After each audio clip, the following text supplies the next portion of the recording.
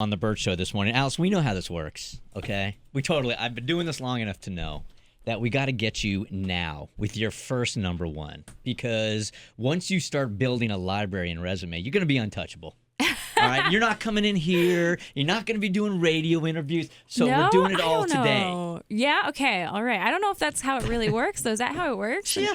You think I could just call Beyonce right now? You think she's going to be eager to come on in here?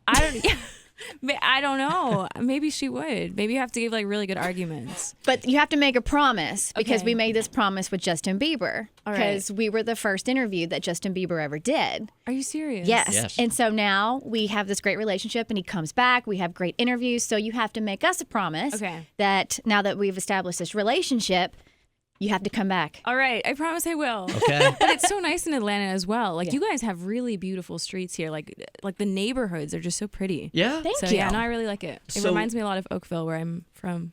So when you come to a city, do you have enough time really to eat? You're talking like you're just strolling down neighborhood streets. Well, actually, yesterday we had some time. So we had an off day yesterday, which was really nice to kind of just adjust to the time change, and that was cool. We walked around. We've actually been to Atlanta before, and we went to my favorite diner.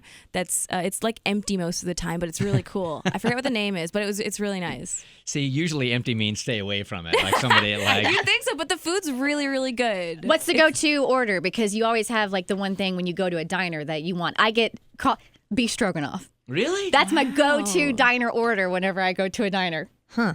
I always order poached eggs. I don't know why. It's not that special. Poached eggs with a bagel. I need bagels. I feel like you guys are living dangerously. I do.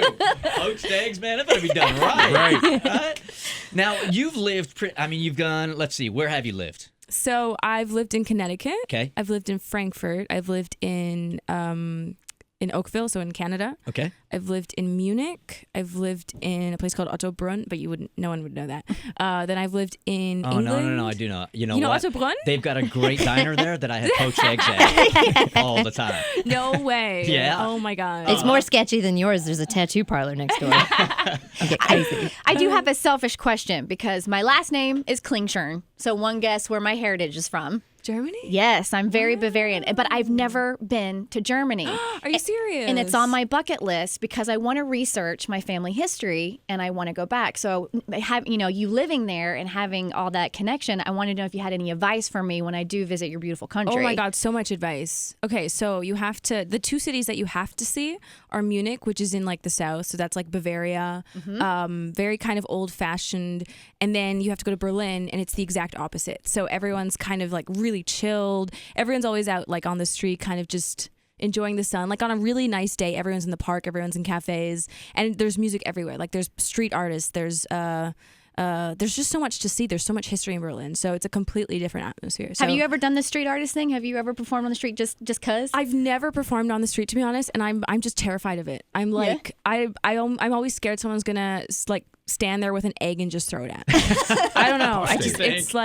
Yeah. But they're not like that. They're artsy and fun and happy. And whenever people do an impression of a German person, it's always this very angry. Say something sexy right now in German. In German? Oh my God. What can I say? Okay. Dein Lächeln ist wunderschön.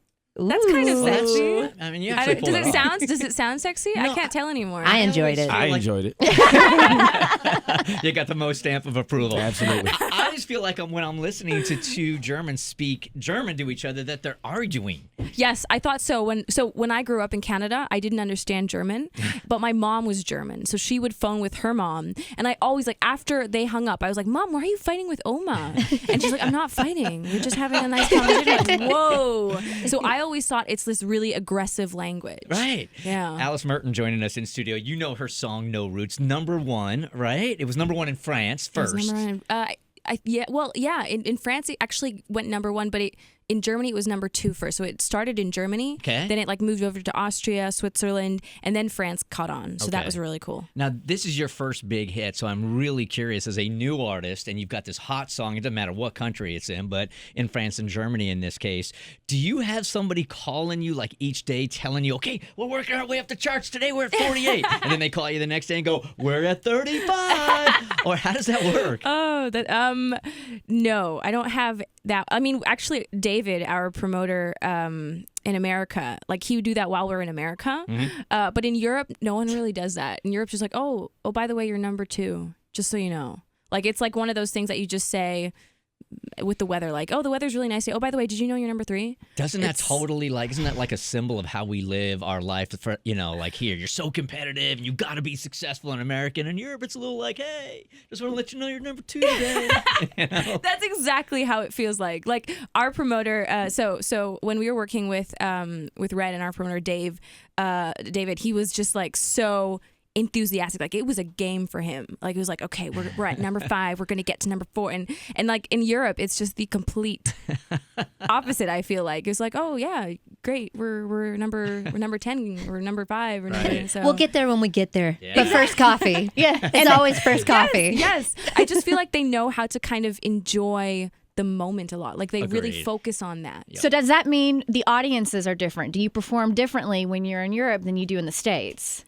I don't think we perform differently. I think like the audiences are very welcoming in America, which I really, really like. The German audiences are a little bit conservative sometimes. They're a little bit like held back. They're kind of like when there's this one song where I love getting people to jump.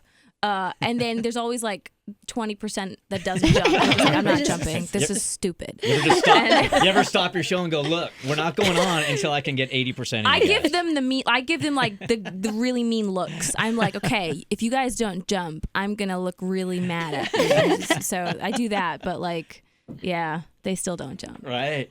Well, Alice is gonna perform her song, No Roots, for us, and you've got a new EP out. It was released I think like 2-3 weeks ago in America. What do you mean you think? Aren't there things that you're supposed to know? Like... The thing is, it's so complicated because we released this in Europe like a year and a half ago.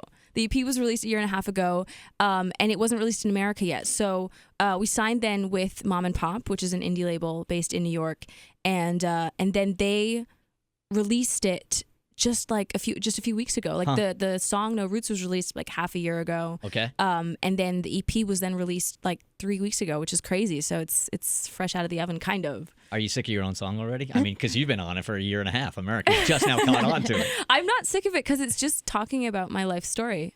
So it's moving around. Yeah. And it's a great song. Thank it really you. is. Thank you so much. Well, let's hear it. Well, really right. quick before she kicks off, because I want to live vicariously through you, just super, super quick. Okay. Because I saw you're going to be doing a festival in Austin, and Sir Paul McCartney is going to be the headliner. I know. So, Alice, if you were able to run into Paul McCartney himself, what would you do? Oh my God, I would be speechless. Yeah. I would probably just start singing like all the Beatles songs. Just probably start with like Just go down the title Eleanor list. Rigby. Yeah, that's a great one. I don't know. I'm just trying to think. What would I ask him? I just want to let you know you need that to if be you start prepared. singing Beatles songs to Paul he would McCartney, hate it's me going to be probably. weird. It's gonna be so weird, right? I don't know if you got a whole bunch of yes people around you, but I'm telling you right now, that's going to be really strange for him. Probably shouldn't be the first thing you do.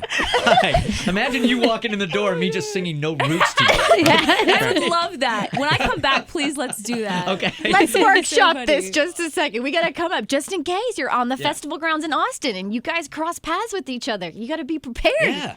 I do have to be prepared. Oh my God, Yes. you're scaring me Oh, now. I'm so sorry. Like I hadn't even thought about this. I don't think, but like, what's the likelihood of crossing paths with It could with happen, him? though. I Never don't know. know. I feel like he would have like 100 bodyguards around him. No. I think you have to No. sort of somehow bond over music immediately. Maybe. Like maybe even ask him a question and get him invested in your career or something. But what kind of, like, that guy has probably been asked every single question Known to man. known to man. And I always think Right. to myself, am I just wasting your time by asking a question that like 100 people have already asked you? I think I'd have that's to come the start up with right there. maybe like, what's your favorite ice cream? Like just a really random question. And he'll be like, oh, that's something no one's ever asked me that before. Well, So I like that way better than you just breaking out in a beat. Oh, come on. I wonder how many times somebody's been in an actual emergency and they're like, help. And Paul McCartney's like, I know, it's a great song. Whatever. All right, well, let's do this thing. I'd love to hear. The right. song is so hot, and it's being played all over the country now, so let's hear it here live. okay, sounds good. Funny. The Bert Show.